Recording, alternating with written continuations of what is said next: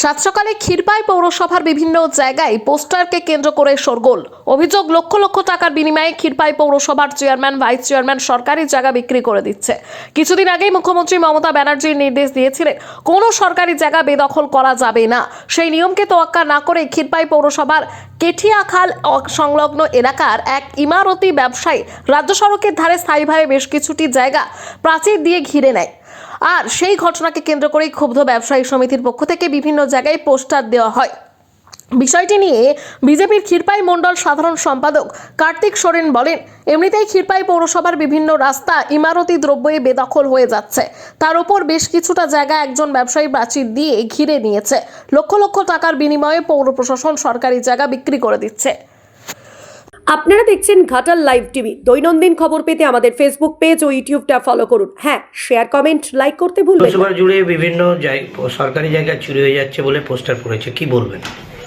আমি আপনার মুখ থেকেই শুনলাম, কিন্তু এখন পর্যন্ত পৌরসভাকে অভিযোগ করেনি এবং আমাদের পৌরসভা আইন অনুযায়ী এই ব্যবস্থা গ্রহণ করবে এবং যদি পিডব্লিউডি সহ সমস্ত সরকারি যে পদক্ষেপগুলি আমার পৌরসভা নেবে এবং এই চূড়ান্ত পর্যায়ে আমরা এর পদক্ষেপ নেব।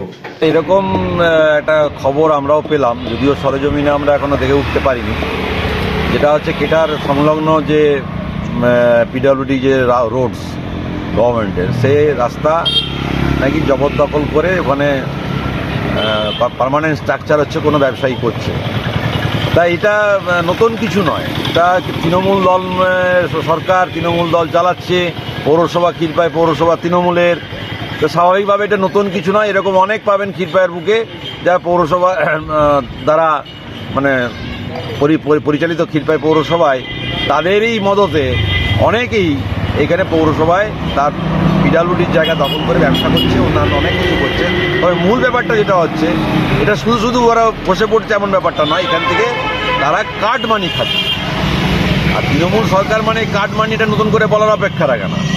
অতএব এখানে যে ঘটনাটা ঘটেছে, নিশ্চয়ই এখানে কার্ড মানির ব্যাপার আছে। সে তৃণমূলের চেয়ারম্যান যিনি আছেন, পৌরসভার চেয়ারম্যান আছেন, তিনি থাকতে পারেন, কি তার পৌরসভার মেম্বাররা থাকতে পারেন, কিন্তু পুরো ব্যাপারটা কার্ড মানি খেয়ে সরকারি জায়গাগুলোকে তাদের হস্তান্তর করছে। এইটাই হচ্ছে মূল ব্যাপার। এই ব্যাপারে পারদর্শী তৃণমূল বরাবরই ছিল। আর যেহেতু আমাদের কাছে খবর নতুন করে যিনি চেয়ারম্যান হয়েছেন, তাকে জানি না খবরের সত্যতা কি আছে, তবে আমরা এটা বিশ্বাসও করি যে বেশ কয়েক কোটি টাকা দিয়ে তাকে ওই চেয়ারম্যানটা পেতে হয়েছে। স্বাভাবিক, তা তিনি তো ঘর থেকে টাকা দেননি, তা স্বাভাবিকভাবেই তাকে টাকা পয়সা তুলতে হলে তাকে এইভাবে কাটমানি খেয়েই তুলতে হবে। প্রসেসটাই, সিস্টেমটাই এটা তৃণমূলের। পয়সা দিয়ে পদ পাও আর পয়সা জনগণের কাছ থেকে তুলে নাও, দুর্নীতি করে হোক, বেআইনিভাবে হোক তুলে নাও। এই তারই দৃষ্টান্ত একটা। আপনার নাম? আমার নাম রাজীব কুমার।